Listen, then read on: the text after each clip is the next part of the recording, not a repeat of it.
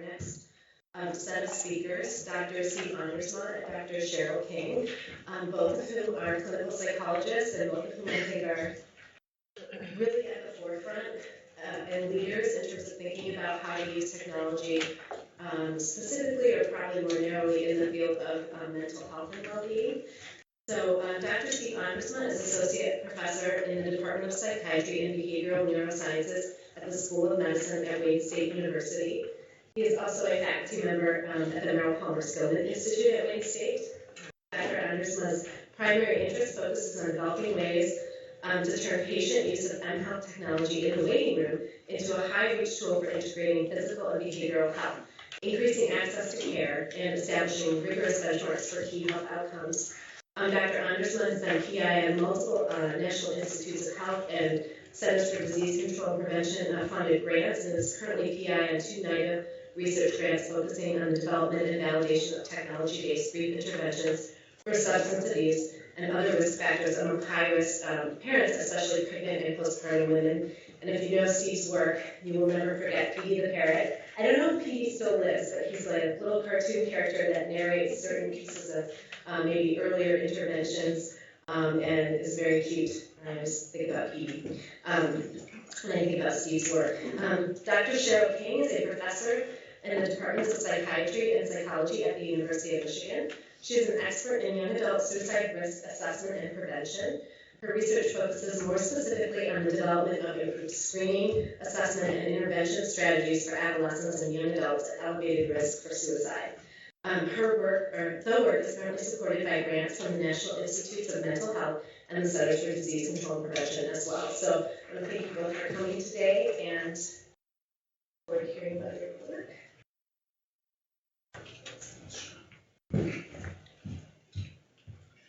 So lots of people work very hard to try to brand themselves in their work.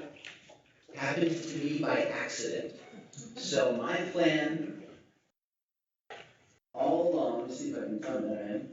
My plan all along with my research was to have my interventions narrated by a young urban woman, because I'm working with urban women who are pregnant, postpartum, etc. So I thought that would be good. It turned out that was harder to do than we initially anticipated, and in the meantime, we grabbed some Microsoft Agent technology. So this is literally Clip It. Okay? There are other characters out there, one of which was this adorable little green parrot that we used as a placeholder. My research assistants came back from the prenatal care clinics, telling me how the participants had raved about how cute and approachable and friendly and comforting Petey was. And I thought, maybe I'll stick with him for a little while. And we have stuck with him. He is still part of it. Multiple characters you can choose from. He may be about to die a temporary death because in the mobile version he's not there yet. But we'll get him or something like that back. So, yes, as Sean said, I'm Steve Ondersma. I'm delighted to be talking with you today. How's everybody doing this morning? Hanging in there? Yeah. Coffee time's coming? Soon? All right, I just returned from a week in Sweden where the per capita coffee consumption dwarfs our own. They call it fika, coffee break, chatting, taking a minute, and they do it, I think, hourly. So my caffeine tolerance is like this right now. I need to keep it coming. I'll be talking with you, this is very different for me. I'll be talking with you today mostly about other people's research. I've been asked to give an overview of the landscape of technology-delivered interventions, especially in the area of substance abuse, which is what I know the best. So I'll be doing this in 3 basic areas. I'll talk just a little bit about why technology matters, understanding that I know that I'll be preaching to the choir to some extent. These are all folks who believe that technology matters, I believe. But I'll tell you why I particularly think it's especially important. I'll talk a little bit about some current applications. So this is where I'll be talking mostly about other people's research, some of it folks who may be in this room, I think. Just a little bit on my own. And then I'll end by talking a bit about what I think the future might hold, where I do some prognostication, saying what I think things might look like 5-10 years down the road or so. Okay? So in terms of why technology matters and why I think it's important, The bottom line is reach. I'll tell you a little bit more about that. In the substance abuse field, this is the status right now. And I want you to take a close look at this. Annually, 20-some million people meet criteria for substance use disorder of some kind. And this does not include tobacco. This is alcohol and drugs. Of that group, 85% have neither received treatment in the past 12 months nor wanted.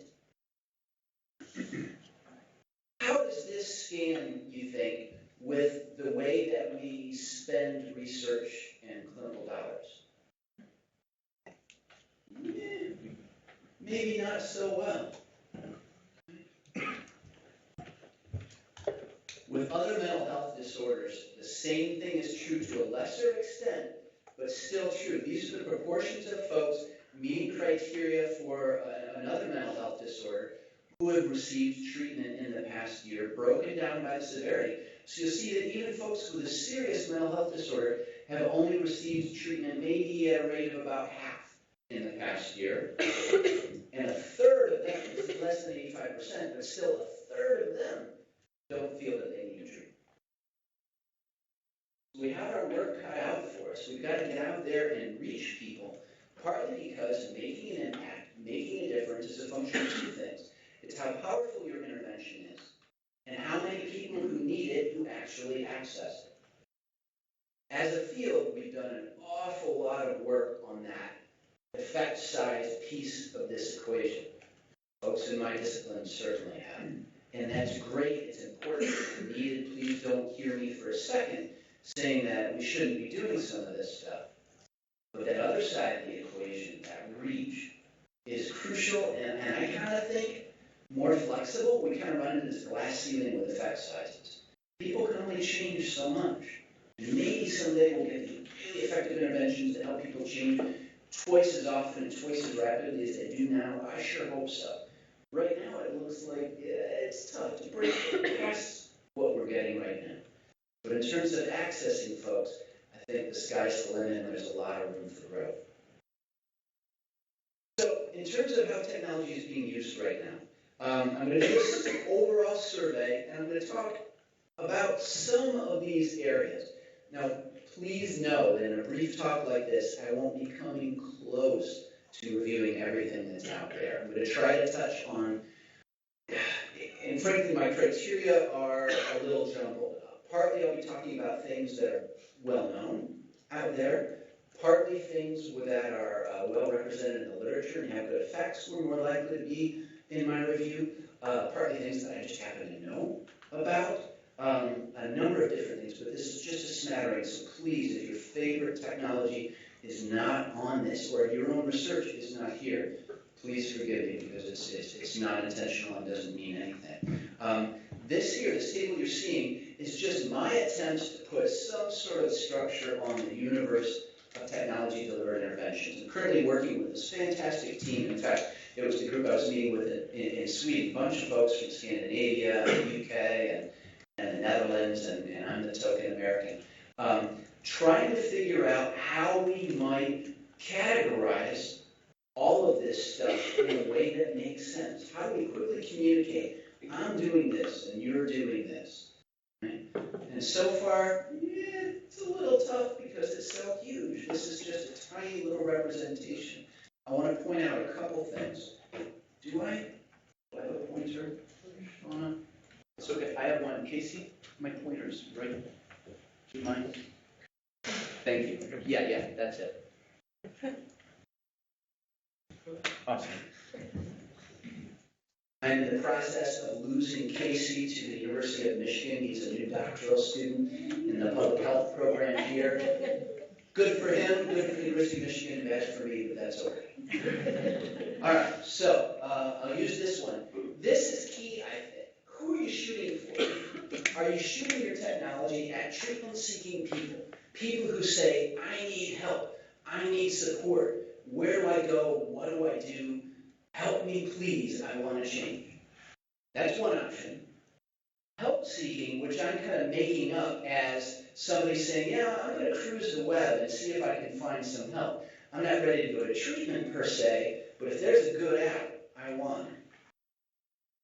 Versus non-help seeking, which is that 85% piece of the pie, those are the folks that we have to go out and find because they're not looking for us. And they may say sure when we find them, but they're not actively looking for us. Therapeutic approach, everything from motivational approaches, which are very common, cognitive behavioral approaches, acceptance and commitment therapy, positive psychology approaches, various forms of messaging, goal setting, diaries, education, all of these things can be done using technology. And then the type of technology, there are native apps, iOS and Android, things you download from an app store. There are web apps, and I'll talk more about those, just my own personal little soapbox. Interactive voice response. I love to listen to my colleagues who do this. This is where you call in and push numbers. Okay, I love to hear them kind of gleefully explain to everybody how, yeah, 55% have smartphones. Everybody has access to a phone and can call in and get this intervention. So brief messaging, push messages, virtual reality is another thing that's out there. Okay? And then approach strategy. This is yet another way to distinguish some types of tech interventions from others. So tailoring, that's something that the University of Michigan really kind of leads the field in. When you tailor your intervention on characteristics of the user, and I'm not talking just about gender and age. These folks tailor on 10 million different characteristics. It's really fascinating, cool stuff. Using GPS, so if you get near a certain danger area, your phone can ding and say, hey, do you really want to be here? Okay? Do you want me to call your therapist for you? Something like that. Ethopoeia, that's your big word for the day. This means the extent to which it is lifelike. So if you're interacting with an app that never says I, never says you, never talks out loud, and never has an avatar or a narrator or anything like that, it's lower in ethopoeia. If it has a narrator that says, hi, Bob, looks like you're having a tough time today. Can we talk a little bit? That's higher in ethopoeia. Artificial intelligence, to what extent are you using some of this really sophisticated stuff so that your app learns and teaches and adapts on its own? And then finally, gamification. To what extent is your app what's called a serious game? To what extent do you earn points? Do you reach levels as you get higher and higher in your skills? And then finally, of course, is what you're targeting. Substance abuse, other mental health, treatment seeking, medication adherence. The sky's the limit here, okay? So this is just a really brief overview of some of the options.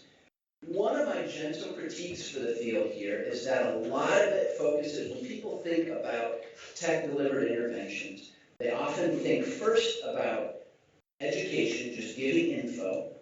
They think first about giving folks the opportunity to track their behavior, track your smoking, track your symptoms. And they think about iOS or Android apps that you download from the App Store. Now, please don't get me wrong. These are all good and these are all important. But I think in an overview, there's been a lot of that kind of stuff there. If you go into the Apple App Store, for example, you see a lot of apps for smoking that let you track, that give you information, that are really designed for people who are motivated. They're great for those folks who want some help, saying, I really need help with X, Y, or Z. Maybe not as much that other 85%. So, as a perfect example, this is a fantastic app. This is ACHESS, the Addiction Comprehensive Health Enhancement Support System, from David Gustafson and colleagues at Wisconsin. It's been around for a while. A lot of research, real good trial not too long ago supporting its use. It's a smartphone app. It gets downloaded from an app store. This gives you an idea just looking at this front here. So there's my profile, my messages, where to find meetings, recovery info, recovery podcasts. Here's a panic button if I'm having craving. Okay? This is just one example. So inside here, questions and answers, it says, does a person have to be an alcoholic to experience problems with alcohol? Range of things. You can read, educate yourself. Okay? This is a meeting locator. If you want to be able to find a 12-step meeting somewhere, this can help you do that.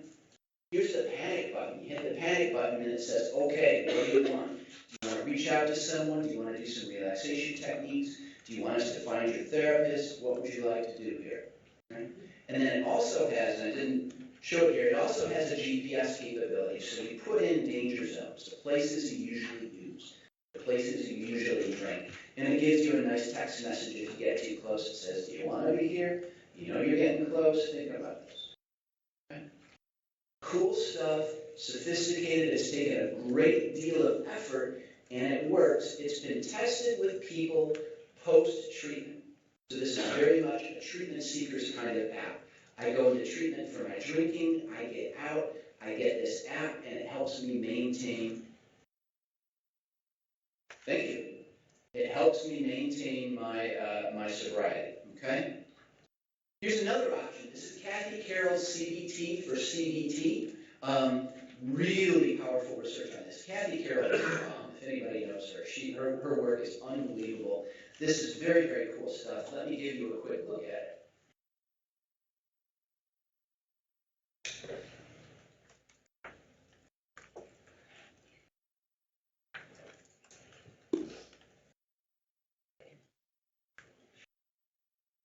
Hey, Greg, these were working earlier?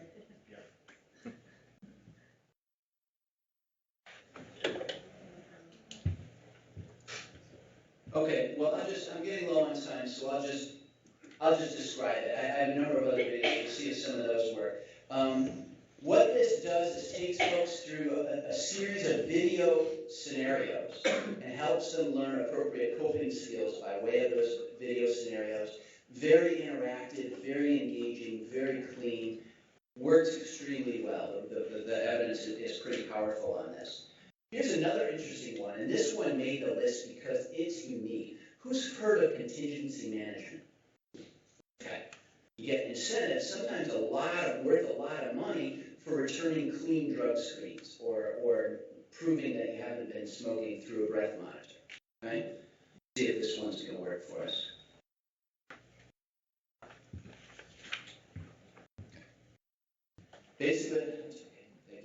Basically, what he has you do is at home, in the comfort of your own home, you blow into a CO monitor with the webcam recording everything. You show it to the webcam. You push stop. They record it. If your CO level is below the cutoff, you get the money. Right? Interesting, huh? Contingency management is really powerful, really hard to disseminate. This lets you do it from anywhere. Kind of interesting. This is Real U2 from Lawrence Ahn and some others here at the University of Michigan. Thing to notice about this one, it clearly you can see from the bar chart there, had some awfully promising effects. The thing that's interesting is they used a reality TV format. It had a story arc. Technology is having more and more to do things to really hook people in. It's not enough just that there's an app. You got to find ways to engage people, and they use this very personalized story arc. You're the star of this TV, this reality show. You're the focus of this health makeover. Right? Very cool stuff. Other stuff from the University of Michigan, and what I really like about this is Maureen Walton and Fred Blow. What I really like about this is they're going out there and finding folks. So these are youth in the ER who are questioned about marijuana use when they get there. If they're using, they get one intervention. If they're not using, they get a prevention intervention. Again, finding some positive results. My own stuff is a similar model where we're going into prenatal care, postpartum units, finding them where they're at, proactively screening them, and if they're positive, then we do a brief intervention. So our intervention is a 20-minute brief intervention following motivational and brief intervention principles. Looks something like this. Yes, that is Petey. He's not moving now. He normally moves and talks and reflects. He gives information about what you could have instead of all the money you're spending on cigarettes. He gives you quit options if you're interested in those quit options. And we had some promising results. It was just a pilot, but we had some promising results, both in smoking, in CO-confirmed smoking, and in the extent to which they looked externally for help, talking to their doctor or nurse, calling the quit line. This is Down Your Drink. This is a free website out there made by the National Health Service of the United Kingdom. Thing to notice about this is that these folks are really studying dissemination. They're doing rollouts of different language versions in Spain, Italy, Australia, UK. They have thousands of folks using this, using something called facilitated communication, where the physician gives a flyer to their patients, says, here's a really cool website that might help you, take a look. So, very quickly, what does the future hold? Well, a number of things. The continued maturation of the field for sure. I think it's going to get increasingly integrated into healthcare settings. I think there's going to be increasing research into implementation. And frankly, I think this is where we as a field, and me also, have fallen down a bit. I think we as a field have focused so much on the technology, we haven't thought as much about how people are going to connect to it.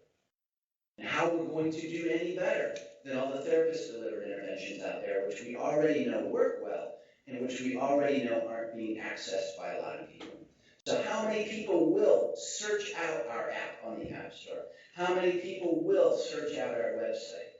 We have to find ways to get it in front of them, and we're doing, I think, less well there. Some great work out there, less of a focus for the field as a whole. There's going to be increasing connection with the human-computer interaction literature. I'll go quickly. Suffice it to say, this is Clifford Nass from Stanford, who died in 2013, sadly. Fascinating research. He says he came to believe that people are interacting with computers using the same social rules and expectations that they use when they interact with other people. Just as an example, knowing they were interacting with a computer, if the computer provided them with vain, empty flattery, they liked it more. They worked with it longer, they thought it was more useful. Okay? And then he asked folks to criticize or evaluate the computer. If I'm evaluating this computer, I'm much nicer and more gentle. But if I'm on that computer evaluating this computer, I talk trash. Okay? We simply apply these things. If it moves or talks even a little bit, our brains know the difference, but on a certain level don't care. And we respond in a social way to it. I think we need to do more breaking down. So we have all these interventions that are essentially black boxes. One approach to dealing with that I'm enamored of is the MOST approach, the multi-phase optimization strategy. This is where you break down your intervention. For example, this is mine. I have an animated narrator. I have a lot of empathic reflections. I have normed feedback, and I have tailored videos. Are all of them helping? Is one of them helping? Is it a combination of two? This sort of factorial design where everyone gets assigned the different combinations of this lets you tease that apart, and that's really the heart of the MOST approach. So for example, very early stuff, I'm finding that problem recognition and intention to change is higher when they get those empathic reflections than when they don't, consistent with NASA's research. Mobile web apps, okay. Don't always think first about native apps. Mobile web apps, which work through your browser, it's just a website, can do just about everything that native apps can. They're cheaper, they work on every platform automatically. Responsive web design assures that they look well on your smartphone, on your tablet, on your desktop. Okay? Don't forget about it. I think they're the future, and I think more and more they're going to be the way to go. And of course, smartphones are everywhere. My doctoral student took this picture in Honduras. She's holding a smartphone, and everybody had a satellite dish. Okay? Stop there. Quick acknowledgments. My stuff is a group effort. Casey and a number of others. I have to acknowledge NIH, the CDC, and then I'm part owner of a company that markets intervention authoring software. Thank you.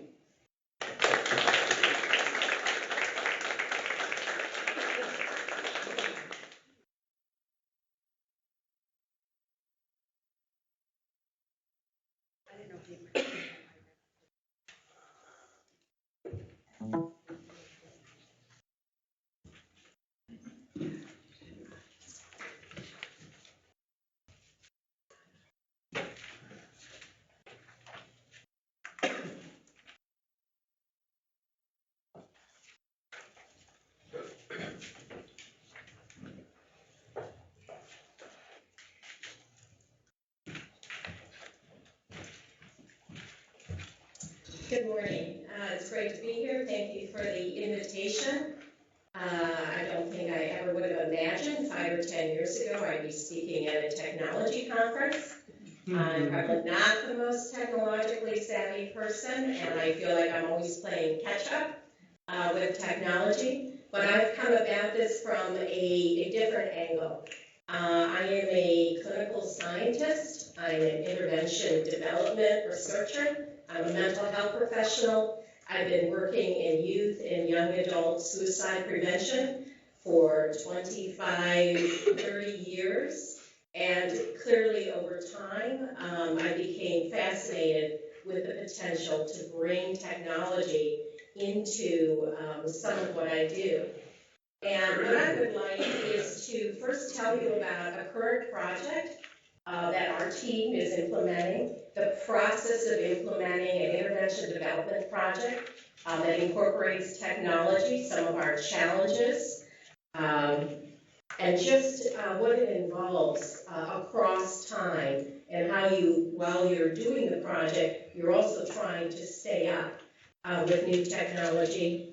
I will address some specific challenges and then talk a little bit about next steps. And I will concentrate mostly on one initiative, or probably solely due to time. This is an initiative that involves college students at elevated risk for suicide. And our goal with the technology is not to treat them, it's to get them to treatment.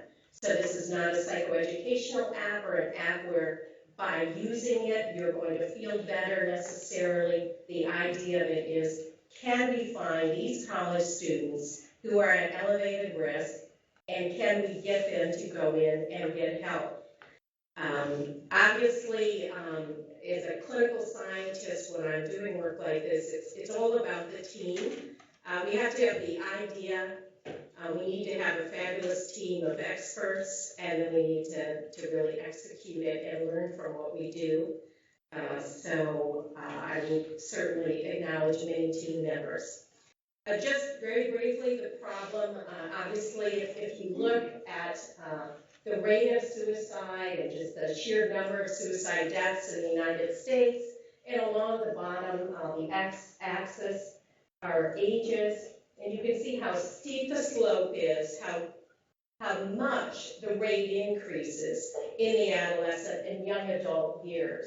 And what we're trying to do here when we intervene in ages 14 to 24, for the left side of the graph, we're trying to prevent suicidal behavior and attempts in that age group, but we're also trying to intervene to prevent attempts and suicides among older people across the lifespan by intervening early. This particular project is funded by the National Institute of Mental Health.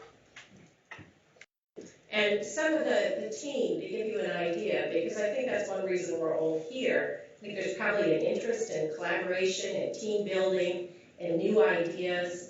I'm in the departments of psychiatry and psychology. I work very closely here with the School of Public Health. Daniel Eisenberg is in health management and policy with expertise in survey research. Steve Chermak in motivational interviewing.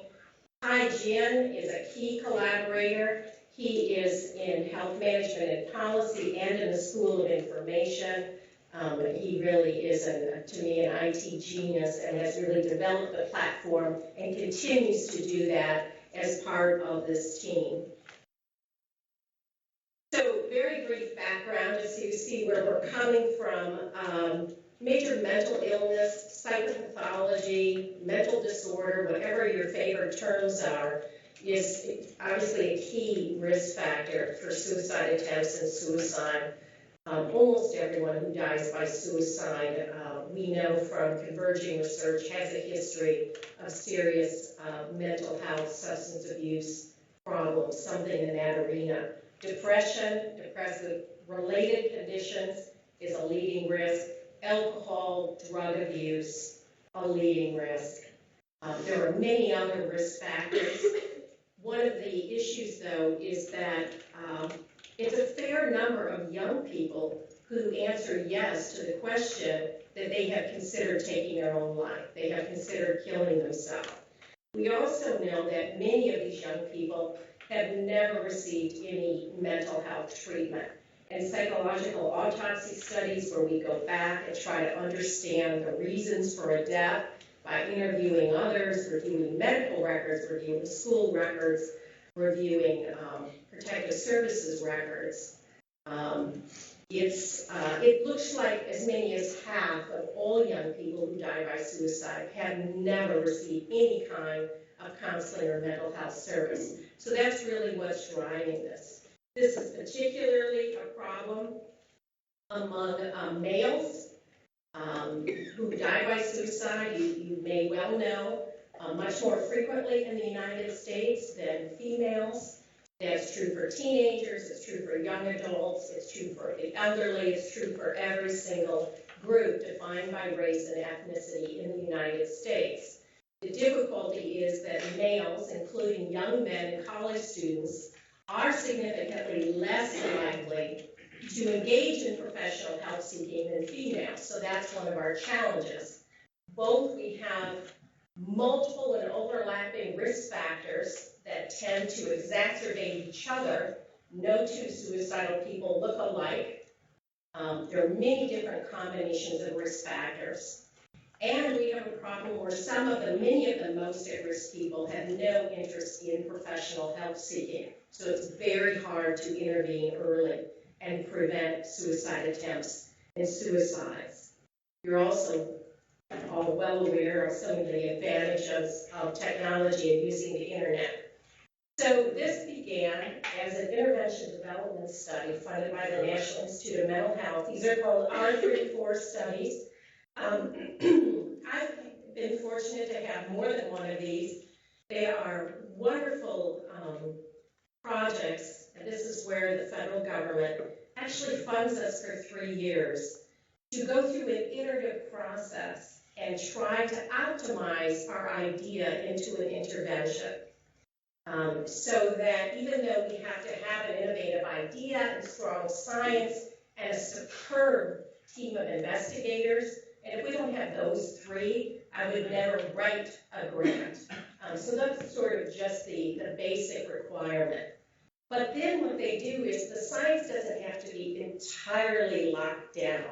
They give us the 3 years to go through this iterative process, pilot it in different ways, different semesters with college students, try a different interface, try a different screening threshold, with the idea being at the end of the 3 years, you have what the most promising intervention you could come up with, and if it's promising enough, then you would have a chance to be funded for a much larger trial. And that's where we are with this now, as you'll see as we go on. This started as an intervention development project, and now it's a much larger trial involving 4 universities that we're doing with Michigan, University of Nevada, Reno, University of Iowa, and Stanford University. So, but the R34, the intervention development, we're just exploring a concept. We're developing a secure web interface. This is a web interface base that can be used with a mobile device. We have to develop the actual intervention, what we're putting on the interface. Obviously, we had advisory members.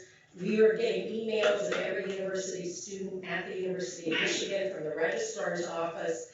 Obviously, this required buy-in from the University of Michigan. So our advisors included the chief medical officer at the university, the director of counseling and psychological services, the director of psychiatry and emergency services, with all the people who are generally at the table with me when I'm developing a new intervention involving college students. So these individuals who would be the leaders on campus for mental health services would sit with me, and we literally ran through what the college students would be seeing and made edits together. Like, how are we going to have pop-ups if it looks like they may be currently at acute suicide risk? What is that pop-up going to say? The kinds of things we get input into. And we did feasibility pilots for multiple semesters. And in the final semester of the 3 years, we did a small randomized controlled trial.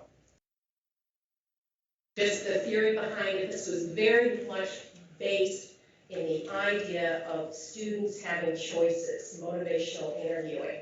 That what's important with young people, and I just as a clinician, has worked with teenagers most of my career, or almost all of it, choices and options and helping the youth get in touch with their own goals and values, not the adults in their lives, and thinking through the behaviors and the extent to which their behaviors are in line with their own goals and values, and what their options are to make choices to line those up better.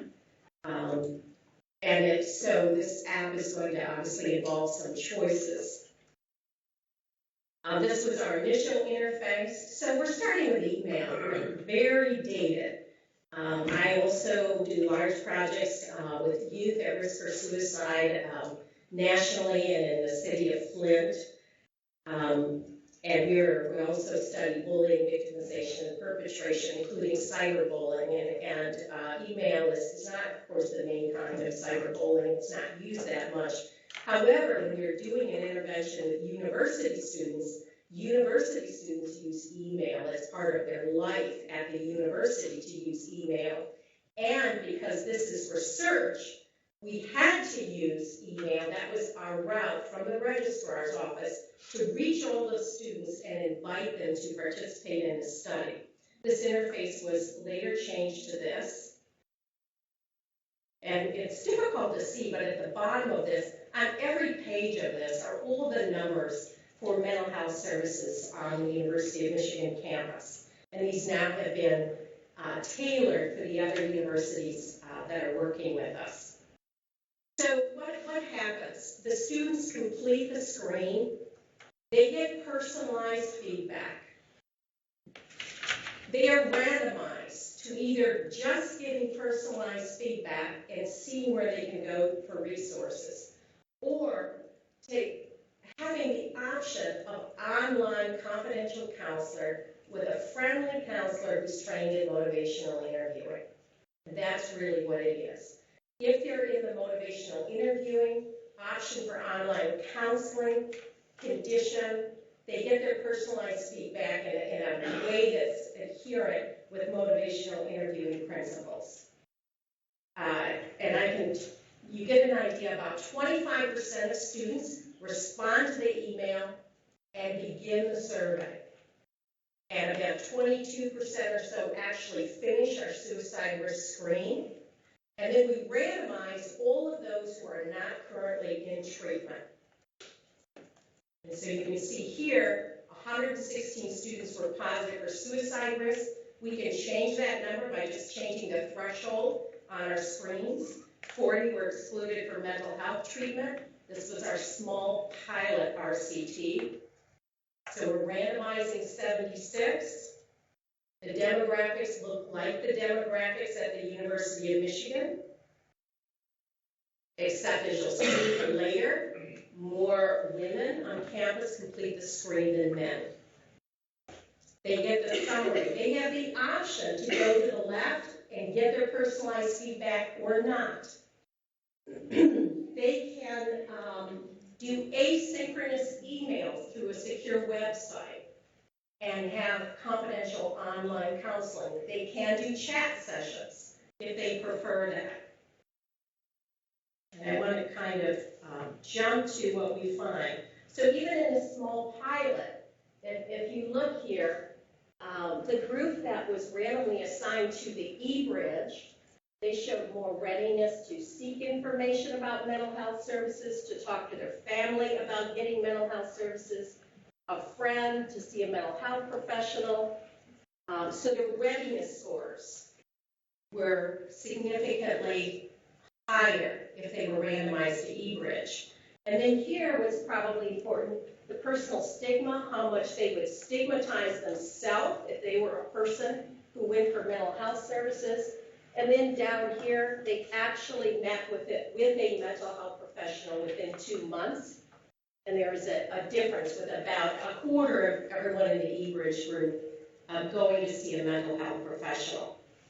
So they reported both higher readiness scores and were more likely to get mental health treatment. Now, let's turn to a couple of the challenges. One is it's hard to reach the males. We find this in almost everything that we do in clinical research, at least involving adolescents and young adults. And as you can see, the percent completing the survey was about 16% versus about 26%. Also, and this is probably not surprising, we reached more of the freshmen and sophomores. And this has to do probably with the sheer number of surveys the University of Michigan has thrown at them by the time they're a sophomore. And that's that crowding that happens. Even for those who did complete the survey, young men and young women, who were then randomized to either eBridge or feedback only, the males were less likely to take advantage of posting a message. So even though they did the survey, even in that group, it was harder to get them to connect.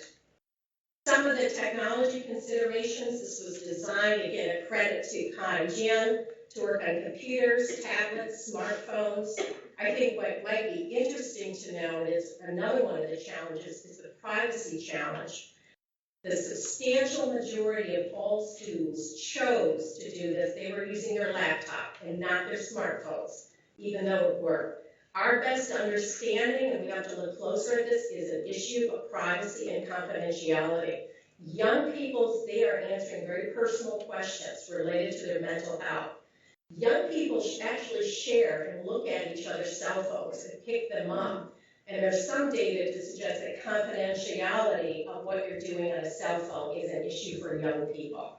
It does work on them. It's not the way most students make use of this.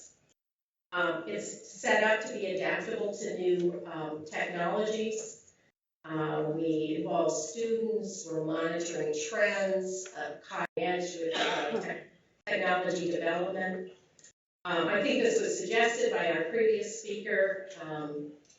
A web-based application can work very well on a smartphone. Probably has a lot of advantages, and that distinction has really become blurred. This can be readily imported into apps, whether it's an iPhone, Android, or other platforms. So we're currently doing the multi-site study. So challenges. One I mentioned, the challenge of reaching more of the males.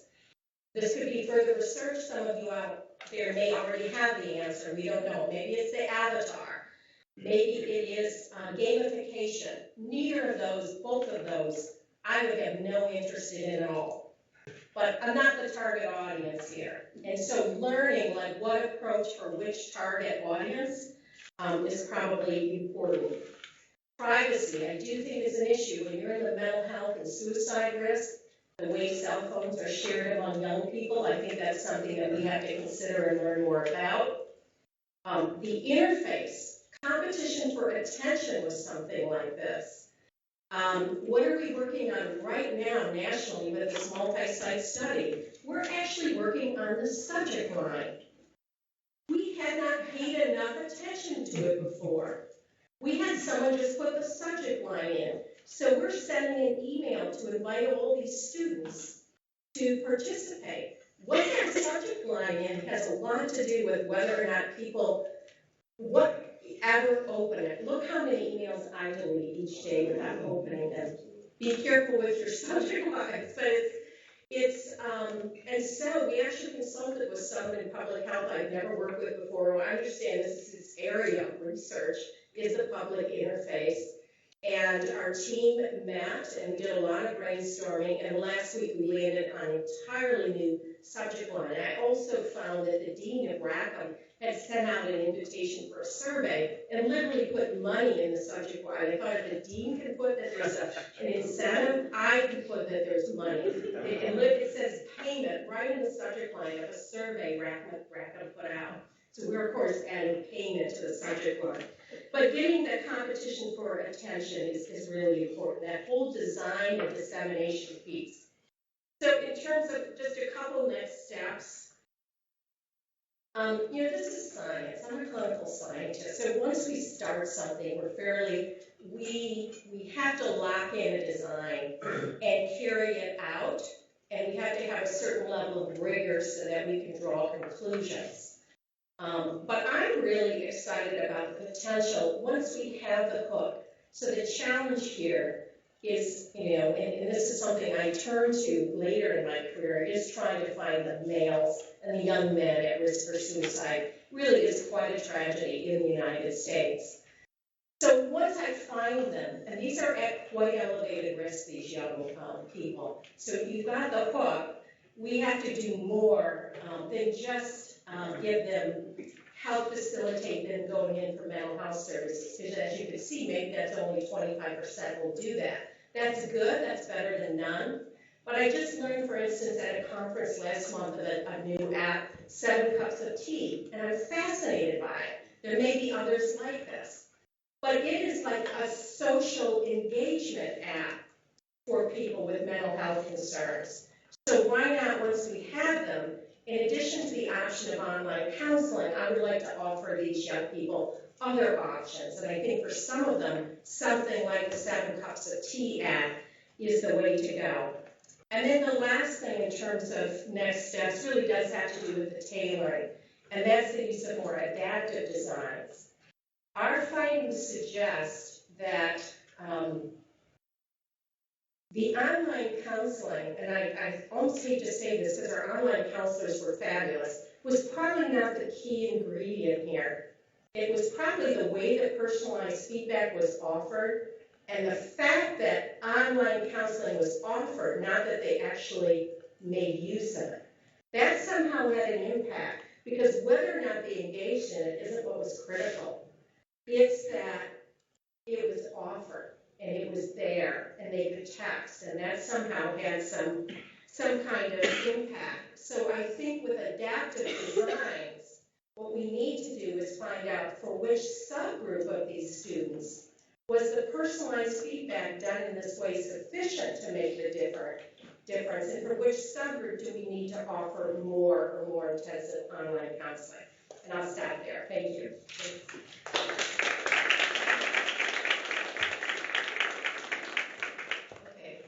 Doing really well on time, although maybe we have a little bit less time for questions, but I do believe we have a few minutes for questions for Steve and Cheryl. Then we'll have a coffee break, and at that point, Drew Bennett will be talking to us about the digital discovery process, which I think, at least for me, was revolutionary. So hopefully that will be good. But anyway, so I'll have a few minutes for questions.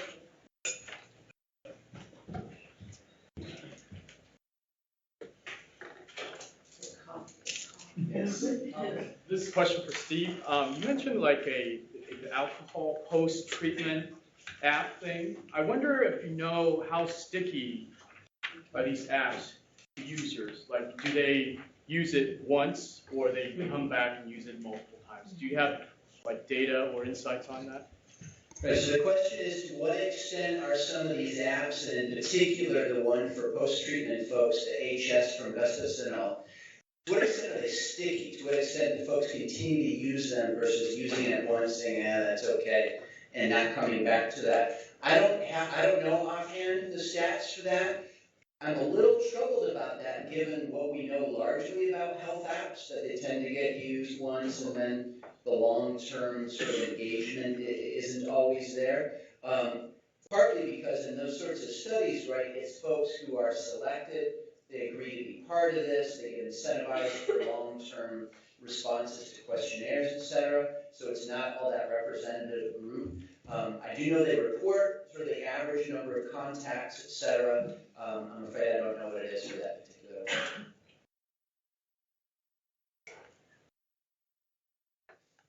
one.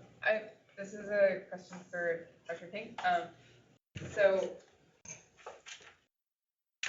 given that the email from the registrar was marginally successful in getting people to take the survey, are there other, I mean, it sounds like you're doing SEO type things for the email. in the future, but are you thinking about other ways to reach out to participants? So we haven't, and we're always open to new ideas, but it's relative. So in truth, if you can send an email to 10,000 people and within 24 hours, 2,500 people have completed your survey, that's actually pretty good. Now, we missed the majority, but there are a lot of things we can do where we can reach 2,500 young people to actually do a mental health survey within that period of time. Now, that doesn't address your question, like how might we reach the others? It's tough. That really gets into marketing and giving access to their personal information to try to reach out to them. So maybe we'll have a chance later in the day to discuss some of those ideas. But we're not working on that right now. Hi, Steve. This is a question for you, actually. I was wondering what your thoughts were on sort of the key factors involved with translating something that's been researched rigorously, but where there was incentives for participants to do the intervention, to the actual real world where not everyone's going to pay someone to do the intervention. So key factors that you think would aid in sort of the successful translation into actual practice and use. So the question is, what are the factors that might predict the extent to which something would be actually used in applied settings, separate from a clinical study in which there might be incentives, et cetera? So great question. A few answers. One, at least in my study section, nobody gets funded if they provide incentives for doing the intervention generally. Those are always tied to the research evaluations. But still, it's a different sample. And it comes down to this distinction between explanatory and pragmatic trials. Highly pragmatic trials that lack all the controls but are more like the real world versus the really explanatory ones where we really are looking at what happens when people really do the intervention the way we had hoped or intended.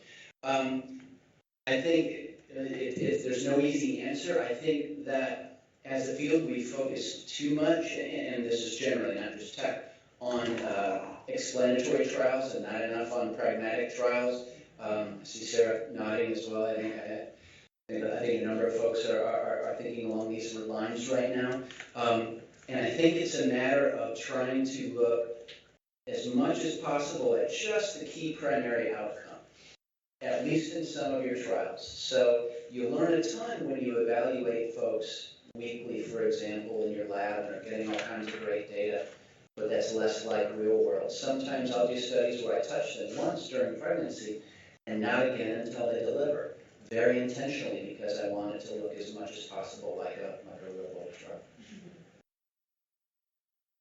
There's certainly pros and cons to all those different designs.